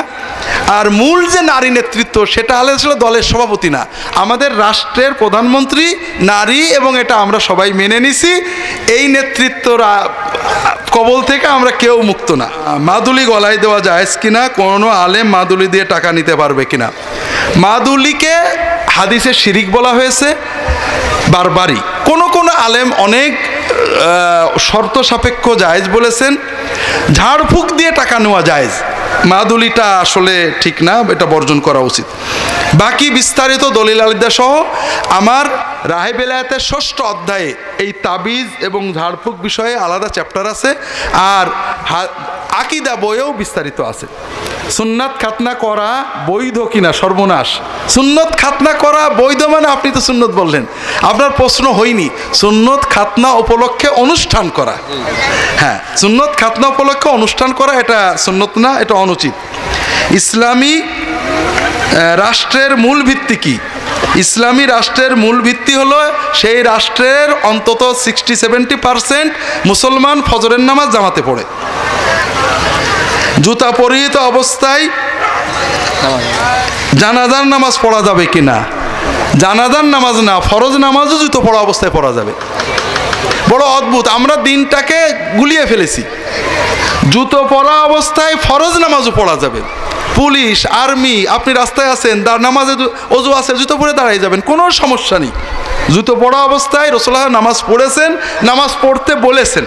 আর জানাজার নামাজে তো রুকু সেজদা নেই। যতর তলা নাপাকি না থাকে, জুতো পরে জানাজা অবশ্যই পড়া যাবে। শুধু তাই নাই, জুতোর নিচেই নাপাকি যদি থাকে, আপনি পাক মাটিতে ঘষলে জুতো পাক। জুতো পাক করতে ধোয়া লাগে না, পাক মাটিতে ঘষলেই হয়। পিতা, শ্বশুর কিংবা বড়দের পায়ে হাত দিয়ে সালাম করা যাবে কিনা? পায়ে হাত দিয়ে সালাম করা অত্যন্ত নোংরা কাজ। রাসূলুল্লাহ সাল্লাল্লাহু আলাইহি ওয়াসাল্লামের কোনো সাহাবী, মশহুর সাহাবী আবু বকর, ওমর, ওসমান, আলী কখনো কদমবুসি করেননি। ফাতেমা, আয়েশা কখনো কদমবুসি করেননি। দুই একটা ঘটনায় নতুন মুসলমান হতে এসে কেউ পা জড়িয়ে ধরেছেন, পায়ে চুমু খেয়েছেন, ইসলাম গ্রহণের পরে আর খাননি। কেউ যদি না বুঝে আবেগে পা জড়ায় ধরে, এটা জায়েজ, কিন্তু এই পায়ে চুমু খাওয়াকে দিন মনে করা এটা বিদআত। সাহাবীদের যুগে একটা সাহাবী নবীজির দরবারে 1000 বার এসেছেন, কখনো কদমবুসি করেননি। তারা সালাম দিয়েছেন, মুসাফা করেছেন, বসে পড়েছেন। বাকি বিস্তারিত দলিল আদিল্লা ইহয়া ও সুনান বইয়ে কদমবুসির একটা চ্যাপ্টার আছে। পীর মুরিদি জায়েজ কিনা জানাবেন। সাহাবীদের ভিতরে সেই সময় এটি ছিল কিনা? এদেশে অনেক ভণ্ড পীর আছে, এদের থেকে বাঁচার উপায় কি? এটা সব জায়গায় প্রশ্ন করেন আপনারা। আমার যদি ইন্টারনেটে এই বিষয়ে অনেকগুলো উত্তর আছে, দেখতে পারেন। বিষয় হলো, পীর মুরিদি দিনের একটা নেক আমলের কাজ করে, বাকি অনেক অনেক অনেক অনেক অনেক ক্ষতি তৈরি করে। পীর মুরিদি বলে কোনো জিনিস কোরআন হাদিসে নেই। পীর শব্দ ফার্সি, এর আরবি হলো শায়েখ, আর মুরিদ আরবি। মুরিদ শব্দের মানে হলো ইচ্ছুক, প্রেমিক, যে চায়। আপনারা কি চান? কাকে চান? তাহলে আপনি কার মুরিদ? আল্লাহ। আপনার মুরাদ মানে আপনার অভিষ্ট লক্ষ্য কে? আল্লাহ। তাহলে প্রত্যেকটা মুমিন তার মুরাদ কে? সে কার মুরিদ? আল্লাহ। আমি আল্লাহকে চাই, আল্লাহ আমার মুরাদ। মুরিদ মানে চাওয়া। এটাও হাদিস কোরআনের শব্দ না, আর পীর তো নাই। এমনকি শায়েখ আরবি শব্দ, কোরআন হাদিসের শব্দ না। বিষয়টা হলো, কোরআন এবং হাদিসে আমাদেরকে একটা নেক আমলের কথা বলেছে, সেটা হলো নেককার মানুষদের সহবতে থাকা। আপনি কোরআন হাদিস মেনে, দিন ফেকা উসুল মেনে পালন করবেন, এটাই সব। তবে দিনে ভিতরে ইমান তাকওয়া বৃদ্ধির জন্য একজন নেকামল 5 জন নেককার মানুষের কাছে যে বসলে, কথা শুনলে ইমান তাজা হয়। কথা কি বুঝতে পেরেছেন? নেককার মানুষদের সহবতে যাওয়ার যে কাজটা, এটা সাহাবী তাবেঈনদের যুগে কেমন ছিল? কখনোই একজন পীর ধরতেন না তারা, অর্থাৎ একজনের সাহেব হতেন না। তারা ভালো ভালো আলেম তাবেঈনরা, সাহাবীদের তাবেঈনরা তাবেঈনদের যাইতেন, বসতেন, ওয়াজ শুনতেন, চোখের পানি ফেলতেন, কখনো একজনের কাছে যাইতেন না। কথা বুঝেছেন? 2 নম্বর হলো, তারা কখনো বায়াত হতেন না। বায়াত শুধু রাষ্ট্রের ছিল। নবীজি বায়াত নিতেন নবী এবং রাষ্ট্রপ্রধান হিসেবে। নবীজি সাল্লাল্লাহু আলাইহি সাল্লামের পরে ইসলামের প্রথম 600 বছর খোঁজেন, রাষ্ট্রপ্রধান ছাড়া কেউ বায়াত নিলে তাকে কতল করা হতো। এজন্য আব্দুল কাদের জিলানী কারোর হাতে বায়াত হননি, খলিফা ছাড়া কাউকে বায়াত করেননি। তারা সোহবত নিতেন, তাদের কাছে লোকে যেয়ে 1-2 বছর থাকতো, আমল ওজিফা শিখতো, চলে আসতো। কথা কি বুঝতে পেরেছেন? পরবর্তী জামানায় যখন তাতার যুদ্ধের পরে মুসলিম বিশ্বে অনেক অধপতন আসলো, কিছু কিছু নেককার মানুষ গ্রামে গঞ্জে বসে মানুষদেরকে কেউ বায়াত করতেন, কেউ সোহবত দিতেন, দিন শিখাতেন। পীর মাশায়েখরা, সুফি উলামায়ে কেরামেরা অনেক দিনের দাওয়াতের, দিনের প্রচারের কাজ করেছেন। কিন্তু পাশাপাশি সমাজে এই পীর মুরিদিন নামে শিরিক কুফুর ভরা। শিরিক কুফুর এলহাদ যা আছে, পীরকে সেজদা করা, পীরকে আল্লাহ এবং নবীর মাধ্যমে আল্লাহর মধ্যস্থ মনে করা, পীরকে নবীর জায়গায় বসিয়ে দেওয়া, আল্লাহর জায়গায় বসিয়ে দেওয়া, পীরের সামনে পর্দা না করা, পীরের কাছে বউ ছেলে মেয়ে বেপর্দা পাঠিয়ে দেওয়া, ঈমান শরীয়ত তাকওয়া সব ধ্বংস হয়ে একেবারে জাহান্নামের খড়ি হয়ে যাচ্ছে। কথা কি বুঝতে পারছেন? এজন্য বিষয়টা বোঝেন। সমাজে এখনো দু একজন ভালো পীর থাকতে পারেন, তৌহিদ সুন্নাতপন্থী, আল্লাহ ভালো জানেন। তবে কয়েকটা বিষয়। প্রথম কথা হলো, পীর মুরিদি বলে কোনো ইসলামে কিছু নেই। ইসলামে আছে সত্যবাদী নেককার মানুষদের সহবতে যাওয়া। এখানে একজন ধরার কোনো কিছু নেই, পীর ধরা না, নেককারের সহবতে যাওয়া। 2 নম্বর কথা, এই কাজটা পীর মুরিদি, যারা পীর মুরিদি তৈরি করেছেন, যাদের নাম দিয়ে আমরা পীর মুরিদি করি, মুজাদ্দেদ আলফেসানির নাম শোনেননি? আমরা সবাই তো মুজাদ্দেদিয়া তরিকার নাম বলি। মুজাদ্দেদ আলফেসানি, সৈয়দ আহমদ বিরোধী, শাহ উলিউল্লাহ মুহাদ্দিস আশরাফ আলী থানভী, রশিদ আহমদ গাঙ্গুহি, ফুরফুরার পীর আবু বকর সিদ্দিকী, কারামত আলী জৌনপুরি রাহিমাহুমুল্লাহ তাআলা আজমাইন এবং অন্যান্য যত পীর মুরিদি যারা করিয়েছেন, তারা বারবার লিখেছেন, পীরের মুরিদ হওয়া ফরজ ওয়াজিব কোনো জরুরি কাজ না, এটা একটা সুন্নাহ নির্দেশিত নেক লোকের সোহবতে যাওয়ার নফল মুস্তাহাব কাজ। পীরের মুরিদ হওয়া ফরজ ওয়াজিব কিছু না। কেউ যদি জীবনে পীর না চেনে, পীরের কাছে না যায়, কোরআন হাদিস মতো নামাজ কালাম দিন করে, যথেষ্ট। কথা কি বুঝতে পেরেছেন? এখন কেউ বলে পীরের মুরিদ হওয়া ফরজ, পীর না ধরলে জাহান্নামে যাবে, পীর না, যার পীর নেই তার পীর শয়তান, এগুলো সব শয়তানি কথা। পীর না ধরলে জাহান্নামে যাবে, এটা কুফুরি কথা। আমরা লা ইলাহা ইল্লাল্লাহু বলে কাকে ধরেছি? আল্লাহকে মাবুদ হিসেবে ধরেছি। মুহাম্মাদুর রাসূলুল্লাহ বলে কাকে ধরেছি? মুহাম্মদকে রাসূল হিসেবে ধরেছি। এরপরে কালেমাতে বলি নাকি লা ইলাহা ইল্লাল্লাহ মুহাম্মাদুর রাসূলুল্লাহ, আব্দুল কাদের জিলানী ওয়ালিউল্লাহ, খাওসা মঈনুদ্দিন খাজাউল্লাহ, আবু বকর সিদ্দিকী ফুরফুরাউল্লাহ, আছে নাকি? আমানতু বিল্লাহি ওয়া মালাইকাতিহি ওয়া কুতুবিহি ওয়া রুসুলিহি ওয়া বাগদাদিহি ওয়া আজমিরি ওয়া ফুরফুরাইহি চরমোনাই, আছে তো? তাহলে যেটা ইসলামে নেই, ইমানে নেই, কিছু নেই, সেটা না হলে লোকে দোজখে যাবে, এই চিন্তা করলে কি ইমান থাকে নাকি? না। আর বড় কুফরি হলো পীর ওসিলা, পীর আল্লাহ এবং বান্দার মাঝখানে মধ্যস্থ, এই চিন্তাটা কিন্তু শিরক। এটা কি? আল্লাহ এবং বান্দার মাঝখানে কোনো ওসিলা লাগে, এটা হলো সব শিরকের মূল। তাহলে পীরকে আল্লাহ এবং বান্দার মাঝখানে মধ্যস্থ মনে করা, এটা হলো শিরক, এবং এইটাই হলো দুনিয়ার বড় শিরক। এইটা না বললে আপনারা বুঝবেন না। আমরা কি বলি? আমরা বলি, এটা আবু জেহেলও বলতো, যে বড় একজন রাজা, বাদশাহ, প্রধানমন্ত্রী, মন্ত্রী, ডিসি, এসপির কাছে কি সরাসরি যাওয়া যায়? যাওয়া যায় ভাই? মাধ্যম লাগে। তাহলে আল্লাহর কাছে কি সরাসরি যাওয়া যায়? আল্লাহর কাছেও তো মাধ্যম লাগবে। জি। আচ্ছা, এই মন্ত্রী, মিনিস্টার, রাজা, বাদশাহ, তাদের কাছে সরাসরি কেন যাওয়া যায় না? এবার একটু চিন্তা করেন। আমি দুটো কারণ বের করেছি। একটা হলো তারা জাহেল, আমাদেরকে চেনেন না। প্রধানমন্ত্রী, আপনার ডিসির কাছে আপনি যাইতে গেলে বাধা দেয় কেন? কারণ তিনি আপনাকে চেনেন না। একজন পরিচিত, ওনার খুব প্রিয়জন যদি যে বলে এই লোকটা একটা ভালো লোক, কথা বলবে, তাহলে উনি পারমিশন দেন, ঠিক না? প্রধানমন্ত্রীর কাছে আমি গেলে আমার যাইতে দেবে না কেন? কারণ আমাকে চেনে না। কিন্তু আমাদের এলাকার মন্ত্রী বা এমপি যদি সাথে নিয়ে যায় বা বলে যে না ইনি আমাদের এলাকার ভালো লোক, তাহলে আমার কথা উনি শুনবেন, ঠিক না? আল্লাহ তো এরকম। আল্লাহ তো আমাকে চেনে না। চেনে? চেনে। তবে দেখেন, আল্লাহর তো লাখ লাখ কোটি কোটি কোটি কোটি কোটি কোটি কোটি কোটি বান্দা। আল্লাহ হয়তো নাউজুবিল্লাহ আস্তাগফিরুল্লাহ একটু ঝাপসা চেনেন, কোনো হুজুর একটু বলে দিলে আল্লাহ ক্লিয়ার বুঝতে পারেন যে এটা ভালো বান্দা। আমাকে কে বেশি চেনেন? আমাকে মায়ের চেয়েও কে বেশি ভালোবাসেন? কেউ যদি বলে যে আল্লাহ ডিসিএসপির মতো জাহেল, আমাকে চেনে না, তার ইমান থাকে? মায়ের কাছে ছেলের ঢুকতে পারমিশন লাগে, গেট পাস লাগে। আল্লাহ কি মায়ের চেয়ে বেশি আপন না বেশি পর? হ্যাঁ। আমি যখন ঝিনাইদহের ডিসির কাছে যাই, আমার কি পারমিশন লাগে? লাগে? লাগে। যাই দেখেন, আমি যাওই রাস্তায় দেখলি ওই দারোয়ান দরজা খুলে দাঁড়িয়ে থাকে। হ্যাঁ, কি জন্য? কারণ ও জানে যে ডিসি সাহেব লোকটাকে চেনে, খুব মহব্বত করে। তাহলে পারমিশন লাগে কি জন্য? যখন একটা দেশি সাহেবের খুব পসা একজন বাবুর্চি আছে, ও যখন যায় পিএস এর পারমিশন নিতে হয় নাকি?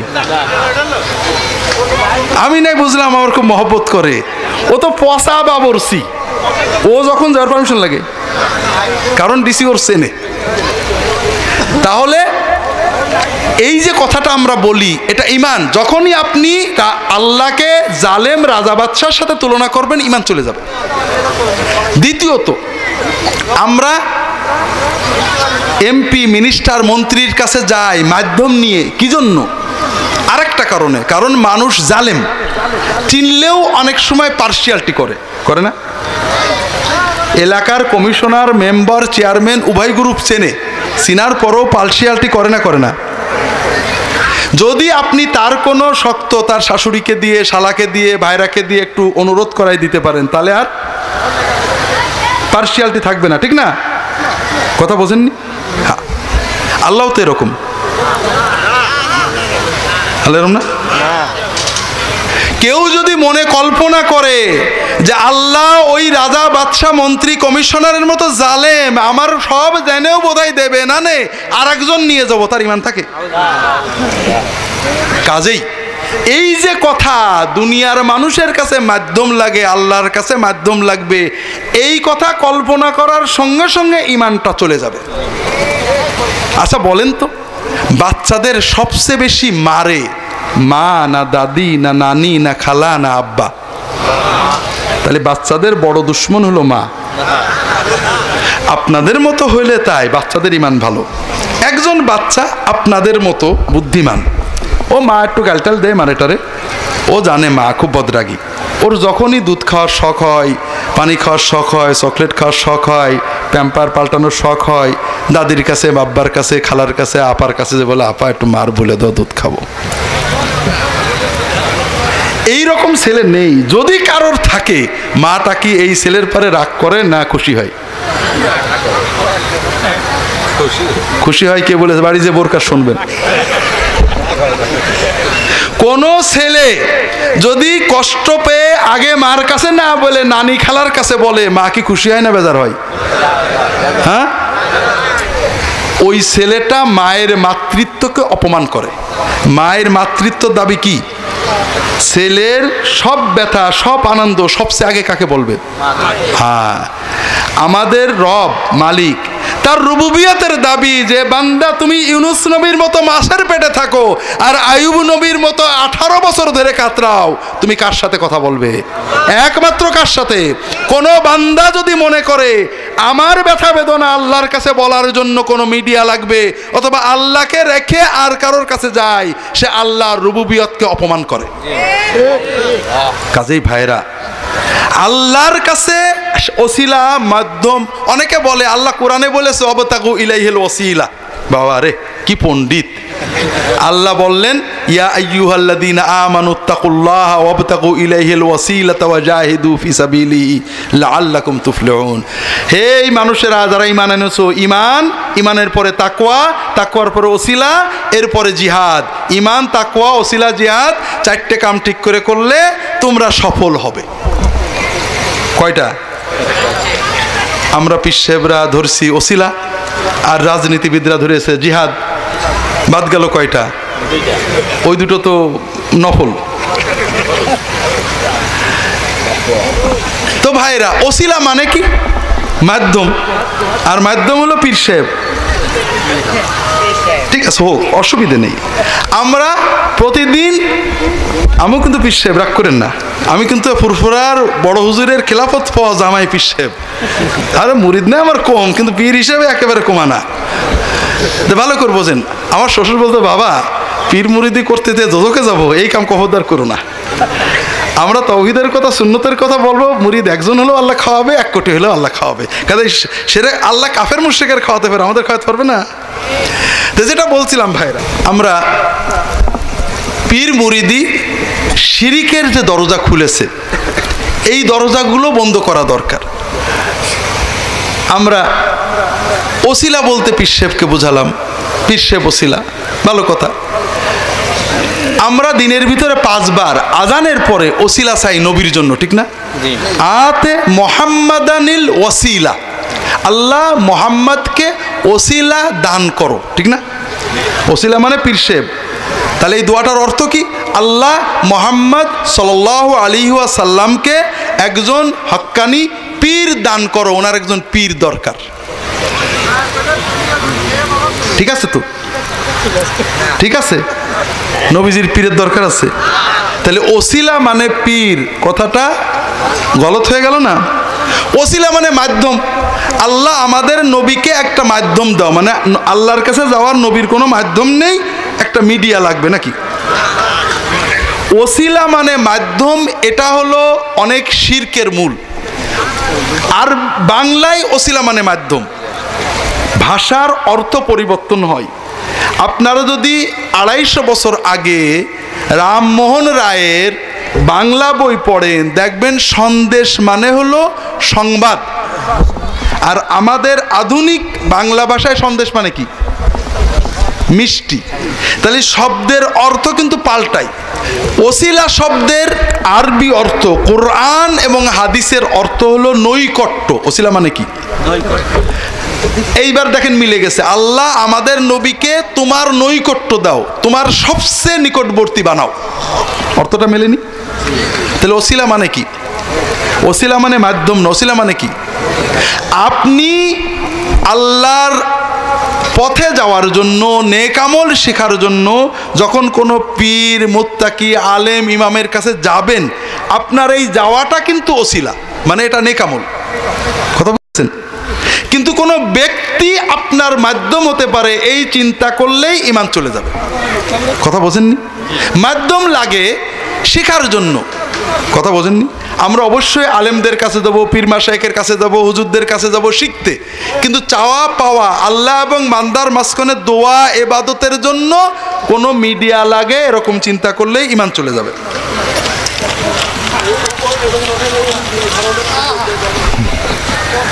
ফজরের ফরজ নামাজের একামত শুরু হওয়ার পরে সুন্নত পড়া যাবে কি না, অথবা ফজরের জামাত শেষ হওয়ার পরে জামাতে নামাজ পড়া ব্যক্তি সুন্নত পড়তে পারবে কিনা? আমার রাহে বেলায়েতে দলিল সহ পাবেন, ফজরের নামাজের একামত হয়ে গেলে এবং কোনো নামাজেরই একামত হয়ে গেলে মসজিদে আর সুন্নতের নিয়ত করবেন না। এটা রাসূলুল্লাহ সাল্লাল্লাহু আলাইহি ওয়াসাল্লাম কঠিনভাবে নিষেধ করেছে। সাহাবীরা, কোনো সাহাবী ফজরের সুন্নতের বেশি গুরুত্ব থাকার কারণে মসজিদের বাইরে রাস্তায় ঘরে পড়তেন, কিন্তু আমরা মসজিদের ভিতরে জামাত হচ্ছে আবার এদিক সুন্নত পড়ছি, এটা ঠিক না। যারা বলেছেন জায়েজ বলেছেন, আর নবীজি নিষেধ করেছেন, কাজেই এটা করবেন না। মসজিদে যদি একামত হয়ে যায় জামাত শুরু করবেন, যদি সুন্নতে দাঁড়ায় থাকেন শেষ করে নেবেন, কিন্তু একামতের পরে সুন্নতের নিয়ত করবেন না। কোনো নামাজেরই, জোহরের নামাজেও যদি সুন্নতে দাঁড়ায় থাকেন, যতটুকু আছে পড়ে শেষ করেন, কিন্তু একামতের পরে সুন্নতের নিয়ত করবেন না। ফরজ নামাজ যে শেষ হলে আপনি সুন্নত মসজিদে পড়তে পারেন, ঘরে এসে পড়তে পারেন, বেলা ওঠার পরেও পড়তে পারেন, উভয় রকমের হাদিসই সহিহ। এবং ফুকাহারা, আমি আমার জানা মতে আশরাফ আলী থানভী রহমতুল্লাহ আলাইহি বেহেশতি জেওয়ারে লিখেছেন, ফজরের জামাতের পরেও সুন্নত পড়া যায়, বিশেষ করে যারা ফজরের বেলা ওঠার পরে পড়ার ভুলে যাওয়ার ভয় থাকবে, পরপর পড়ে নিতে পারেন। হাদিসে 2 রকমই আছে। 7 দিন পর শুক্রবার জুমার নামাজ ছাড়া ওয়াক্ত নামাজ পড়ে না। আজান হলে নামাজের সময় যাহারা চেংড়া ছেলের সঙ্গে ক্যারাম বোর্ড ও তাস খেলে, তাদের কি মসজিদের সভাপতি, সেক্রেটারি, সদস্য করা যাবে? কেন যাবে না? আচ্ছা, মসজিদের সভাপতি, সেক্রেটারি, সদস্য কারা বানায়? কারা বানায়? ইমাম সাহেব। আচ্ছা, মসজিদের সভাপতি, সেক্রেটারি কি মসলা দিয়ে হয় না টাকা দিয়ে হয়? টাকা দিয়ে হয়। যার সমাজে টাকা বেশি আছে সে হবে, সে মুসলমান হলেই কি আর হিন্দু হলেই কি। কথা হলো, আমরা সমাজের দিনদার মানুষেরা কেউ বোবা শয়তান, কেউ অবহেলা করে মসজিদগুলোকে ইবাদতের জায়গা না বানিয়ে রংসঙের জায়গা বানায়, বিল্ডিং বানাতে হবে, বিল্ডিংয়ের চিন্তা বাদ দেন। মুত্তাকি লোকরা মসজিদ বানাবে, খড়ের ঘরে পড়বো, দেখবেন আর বড় বড় সভাপতি লাগবে না। দ্বিতীয় কথা হলো, মসজিদের সভাপতি, সেক্রেটারির অবশ্যই যারা হবেন তাদের নামাজি হওয়া উচিত, দিনদার হওয়া উচিত। তবে সমাজ অনেক সময় বাস্তবতা হলো 10 জনের কাছে টাকা তুলে কাজ করা সমাজের ওই সব লোকই বেশি পারে। অনেকে ভালো মানুষ আছে, বোঝে না, তাদের বোঝাবেন যে ভাই মসজিদ কমিটিতে এখন আসছেন, নামাজ একটু ঠিক করে পড়েন। সব মিলিয়ে মশলা দিয়ে মসজিদ চলে না। আমাদের দেশের ইমামেরা তারা কি মশলা মতো নামাজ পড়ায় না মুসল্লি মতো নামাজ পড়ায়? খুব ভালো করে বোঝেন যে এই জন্য আমাদের দেশে কোনো ভালো আলেম ইমাম হয় না, কারণ নামাজ পড়াতে হবে কমিটির মশলায়, কিতাবের মশলাই না। কথা বুঝেছেন? আর ইমামের ভিতরে দুটো যোগ্যতা লাগবে। একটা হলো যে সাপের চোখ নেই, নাক নেই, কান নেই, করে না কফুসফাস, মারে না কটুস ডাস, খাই শুধু দুধ ভাত, নেই কোনো উৎপাত। হ্যাঁ, ইমাম সাহেব কারোর বিরুদ্ধে কিছু বলে না, ঘুষের কথা বলে না, সুদের কথা বলে না, হালাল হারাম বলে না। যে কেউ মিলাদের দাওয়াত দিলে, বৌতেখানার দাওয়াত দিলে, সুদ করে না, ঘুষ করে, নামাজি না, বেনামাজি, আত্মহত্যা জিজ্ঞেস করে না, দাওয়াত দিলেই যায় এবং দোয়াতে একেবারে বিনা শর্তে জান্নাতুল ফেরদাউসে পৌঁছে দেয়। এই রকম একজন ইমাম চাই। ঠিক আছে না? তাহলে এই এই ইমামের জন্য কিন্তু ইমাম নিজে দায়ী না, মসজিদ কমিটি মুসল্লিরা দায়ী। কারণ আমরা সস্তা এবং যে সাপের চোখ নেই এই রকম ইমাম চাই। এজন্য ভাইরা সব নিয়ে রাজনীতি করেন, মসজিদ নিয়ে রাজনীতি করেন না।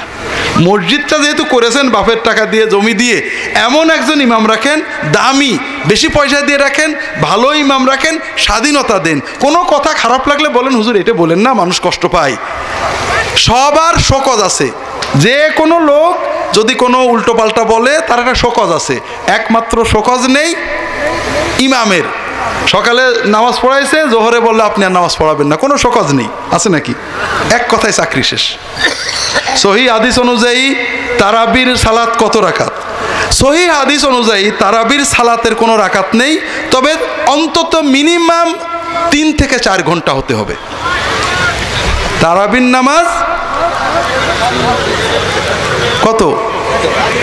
3 থেকে 4 ঘন্টার কম তারাবি পড়লে সহিহ হাদিস মতো হবে না।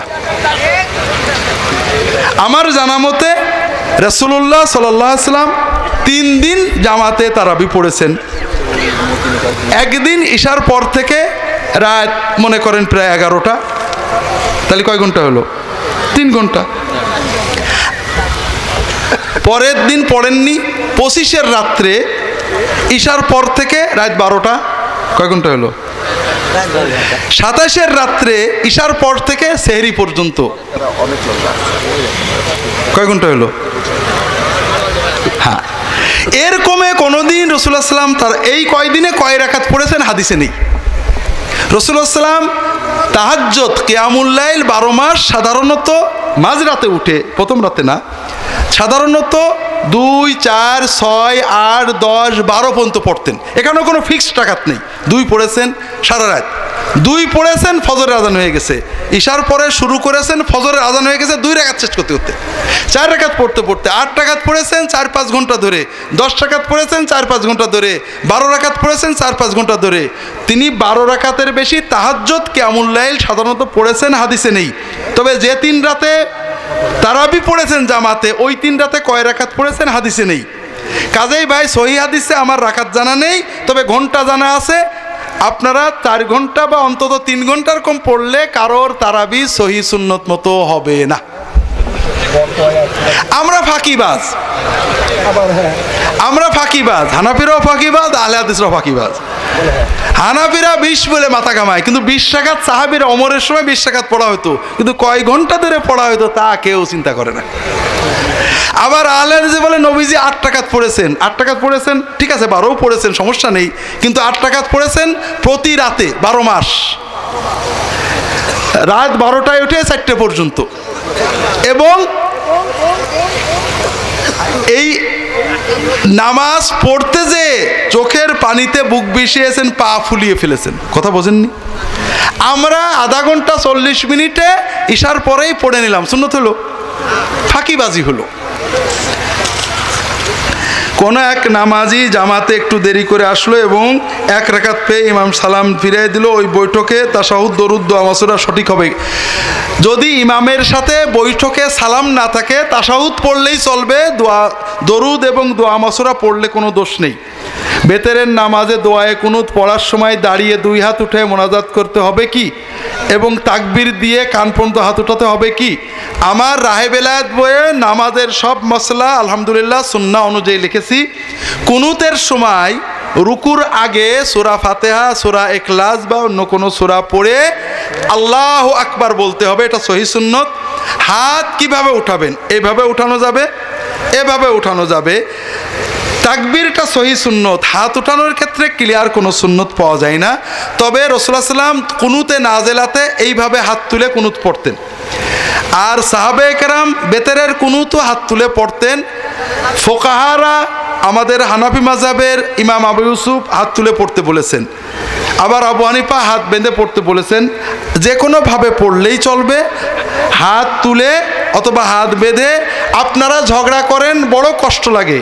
কুনুত বুঝে পড়া, বিভিন্ন কুনুত পড়া, কুনুত পড়ে চোখের পানি ফেলা নিয়ে কেউ প্রশ্ন করে না, করে? আল্লাহু আকবার।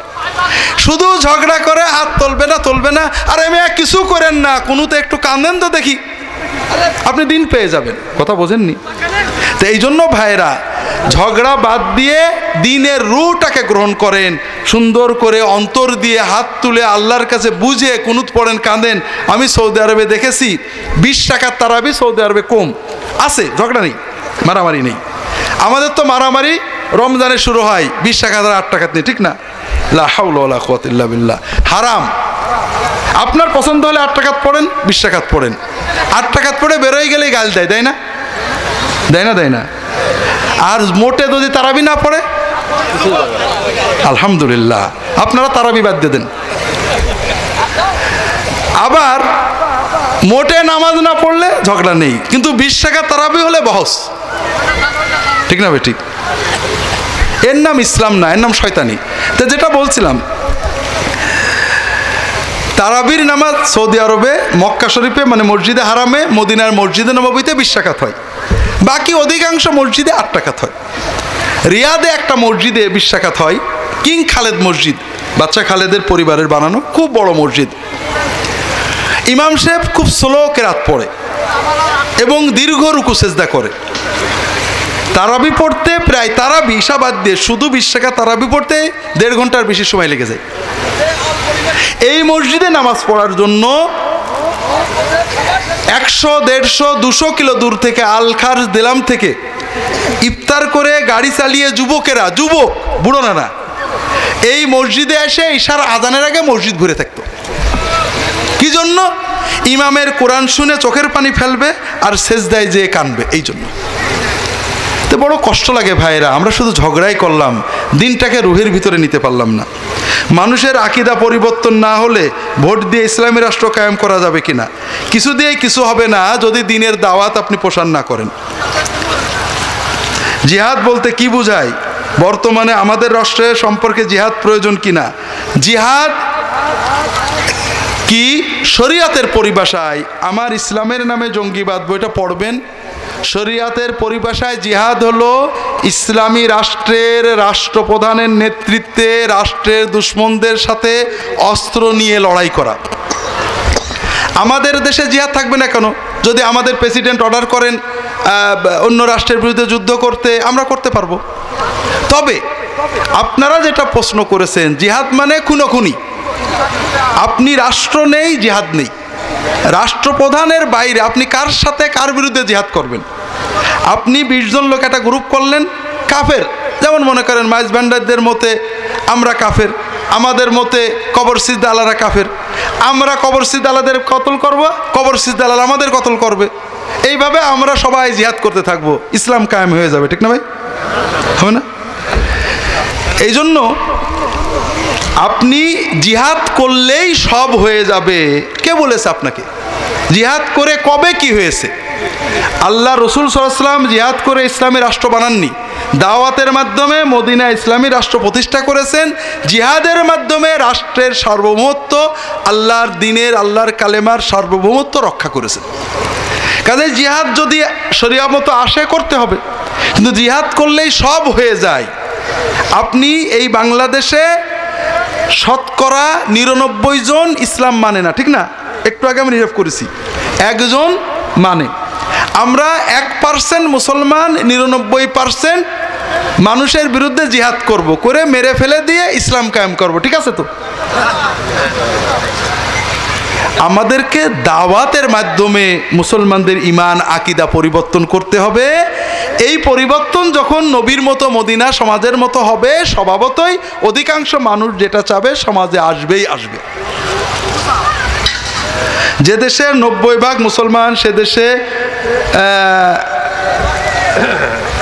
সরকার নাকি লেখা শাস্ত্রে যদি মূর্তি পূজা করে, মূর্তি বানায়, বিভিন্ন জায়গায় মূর্তি প্রতিষ্ঠা করে, শিকাশি যন্ত্র প্রতিষ্ঠা করে, সরাসরি আগুন পূজা করে, কবর পূজা করে, ওই সকল গোষ্ঠী আমাদের জন্য সংবিধান রচনা করেছে। তাতে লেখা আছে প্রজাতন্ত্রের সার্বভৌমত্বের মালিক জনগণ ও জনগণের ক্ষমতার উৎস। এমন অবস্থায় আমাদের করণীয় কি? আমাদের করণীয় সবার গলায় দড়ি নিয়ে মরে যাওয়া।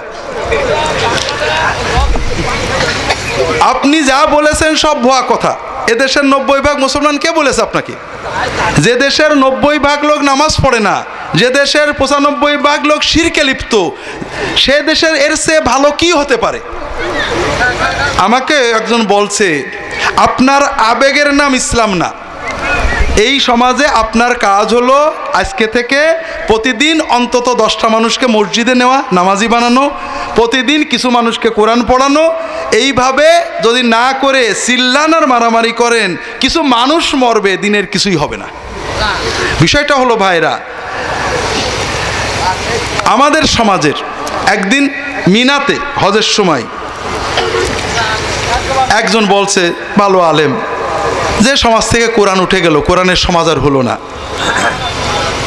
আমি বললাম কোরআনের সমাজ হবে কি?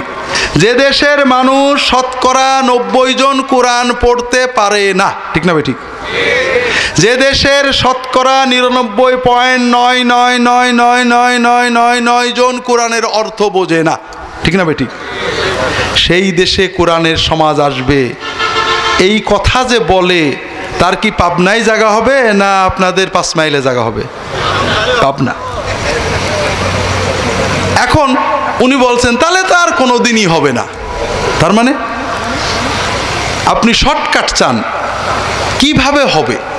মানুষদেরকে কোরআন পড়াবেন না, কোরআন বোঝাবেন না, কোরআনের জন্য কান্না শিখাবেন না, কোরআনের জন্য তার হৃদয় তড়ফড় করবে না, কোরআনের হুকুমে ফজরের নামাজ জামাতে পড়বে না, কোরআনের হুকুমে তার স্ত্রীকে পর্দা করবে না, কোরআনের হুকুমে হালাল উপার্জন শিখবে না, কোরআনের হুকুমে দুর্নীতি বন্ধ করবে না। যে সমাজের 99 জন লোক হারামে লিপ্ত, কোরআন বিরোধিতায় লিপ্ত, আপনি কোরআনের সমাজ করবেন শুধু ঢালাও গল্প দিয়ে আর মানুষের কাছে ভোট নিয়ে? কে বলেছে আপনাকে? না, এটা পথ না। একটু কষ্ট করতে হবে, দিনের দাওয়াতে বেরোতে হবে। এই সমাজে আমি যখন বাংলাদেশের বর্তমান সংবিধানে বিসমিল্লাহির রহমানির রহিম আছে, তাই না? আবার গণতন্ত্র, সমাজতন্ত্র, ধর্ম আছে না? আছে না নেই? আমাকে একজন বলল, ভাই এতদিনে একটা অরিজিনাল বাংলাদেশি ইসলামী সংবিধান পাওয়া গেছে। কেন ভাই? বলে দেখেন, আমরা যখন চট্টগ্রাম থেকে গাড়িতে উঠি তখন কোরআন শরীফ চালাই। দেখছেন, প্রথমে উঠেই কি চালাই? কোরআন শরীফ চালাবে, সূরা ইয়াসিন চালাবে। কেউ যদি বিরোধিতা করে গাড়িতে নামাই দেবে। এরপরে গান চালাই। কেউ যদি বলে গান বন্ধ করো, 10 জন উঠে দাঁড়াবে, এই চালাও। এইটা হলো বাংলাদেশের ইসলাম। এই যে 90% ইসলাম লেগেছেন না, এই 90% এইরকম। এদেশে ঠিক এইরকম সংবিধানই থাকবে যতদিন না আপনার মতের 90% বানাবেন।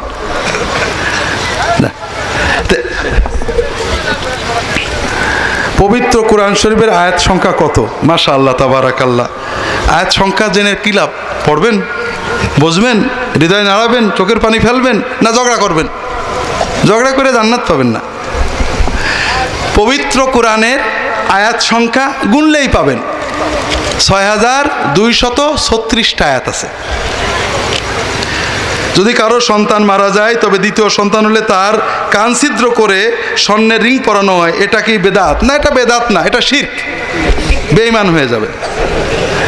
মসজিদে মানত করা যাবে কিনা? মসজিদে আসলে মানত তো হয় জানের বদলে জান, এই জাতীয়, এটা গরিবদের পাওনা। মসজিদে দিলে মসজিদের গরিবরা পাবে। তবে কেউ যদি মানত করে মসজিদে টাকা দেব, আমার এই কাজটা হয়ে গেলে মসজিদে একটা ফ্যান দেব, এটা এক ধরনের মানত, এটা করতে পারে। যদি কেহ দেনমোহর শোধ না করে বিবাহ করে, সংসার করে, এটা বৈধ কিনা? খুব বৈধ। যেমন আপনি দেনমোহর না দিয়েও যদি বিয়ে করেন, বিয়ে বৈধ। তবে দেনমোহর না দিলে এই ঋণ থেকে যাবে, কিয়ামতের দিন আপনার হজ উমরা নিয়ে বউ ভেসতে যাবে, আপনি দোজখে যাবেন। এইটা মনে করেন আহা দরদের বউ, কিয়ামতের দিন বোধহয় আমার মায়া দেখাবে, ওই কল্পনা করেন না। মেয়েরা কোন রকম নামাজ, কোন নামাজ পুরুষের ইমামতিতে পড়তে পারবে? সব নামাজই মেয়েরা পুরুষের ইমামতিতে পড়তে পারবে। রাসূলুল্লাহ সাল্লাল্লাহু আলাইহি ওয়াসাল্লামের সময় জানাজার নামাজ, ঈদের নামাজ, জুমার নামাজ, উক্তিয়া নামাজ, ইস্তেসকার নামাজ অর্থাৎ চন্দ্র সূর্য গ্রহণের নামাজ, এই সব নামাজেই মেয়েরা পুরুষদের পিছনে অর্থাৎ রাসূলুল্লাহ ইমামতি নামাজ পড়েছেন, সাহাবীদের সময়ে পড়েছেন, তাবেঈনদের সময়ে পড়েছেন। তবে পরবর্তী যুগে ফিতনা ফাসাদ যখন বেড়ে গেল, অশ্লীলতা অশালীনতা, ইমাম ফকিরা বলেছেন ফিতনার ভয় থাকলে মেয়েরা মসজিদে জামাতে যাবে না। এটা ভালো কথা। মেয়েদের মসজিদে নামাজ পড়া এটা হলো বৈধ, জরুরি না। নবীজি বলেছেন মেয়েদের ঘরে পড়া উত্তম, মসজিদে যাওয়া যায়। পর্দার সাথে যাবে, খুশবু মাখতে পারবে না, বেপর্দা হতে পারবে না। কিন্তু এই মসজিদে একটা বৈধ কাজে যে যদি কেউ অ্যাসিড মারে, কেউ টিস্টপানি মারে, কেউ যদি প্রেমালাপ করে, তাহলে গুনাহ হলো না? এই জন্য ফিতনার ভয় থাকলে, ফিতনা মানে দুটো, একটা হলো ওই মেয়েটা কোনো অন্যায় করবে অথবা ওই মেয়েটাকে কেউ খারাপ কথা বলবে, এই ধরনের ভয় থাকলে মসজিদে মেয়েরা যাবে না। তবে ভাইরা, আমাদের সমাজে মসজিদে অর্থাৎ মেয়েদের প্রেমালাপ করতে কি মসজিদে যাওয়া লাগে না ঘরেই চলে? হ্যাঁ, মোবাইলেই হয়, স্কুল কলেজ রাস্তাঘাট। 2 নম্বর কথা, আমাদের দেশে আলেমরা আমি জানি যে আপনারা মসজিদে মেয়েদের যাওয়ার বিরোধী। মাশাআল্লাহ, আলহামদুলিল্লাহ, আপনাদের তাকওয়া আল্লাহ বরকত দেন। কিন্তু ওয়াজ মাহফিলে তো মেয়েদের আসতে দেন। কোনো আলেম কি ওয়াজ মাহফিলে মেয়েদের যেতে নিষেধ করে? না করে, আলহামদুলিল্লাহ, আলেমরা খুব ভালো, আলহামদুলিল্লাহ। কথাটা হলো ফিতনা কি মসজিদে বেশি হয় না ওয়াজ মাহফিলে বেশি হয়? আমি ওয়াজ মাহফিলে যাই, তো প্রত্যেক মাহফিলেই প্রায় 99% মাহফিলে একটা ছোট্ট মেলা হয়, দোকানপাট বসে না। আমি প্রতিবারই যখন মাহফিলে যাই আমি দেখি মেলার ভিতরে ওয়াজ শুনতে আসা মহিলারা চানাচুর কিনছে, গল্প করছে, হাসাহাসি করছে, মোবাইল করছে, বন্ধুর সাথে আছে না নেই? কিন্তু হুজুররা এই ফিতনার জন্য কিন্তু ওয়াজ মাহফিল নিষেধ করে না। কিন্তু মসজিদে যেয়ে মসজিদের পাশে মেলা হচ্ছে, সেখানে বন্ধুর সাথে আড্ডা ঘটে নাকি কোনোদিন? তো এই জন্য মসজিদে যদি পর্দার সাথে জামাতে না, অথবা বাড়িতে তারাবির নামাজ, জামাতে নামাজ পুরুষদের ইমামতিতে ব্যবস্থা আছে, মেয়েরা পড়তে পারেন। আল্লাহ তাআলা সবাই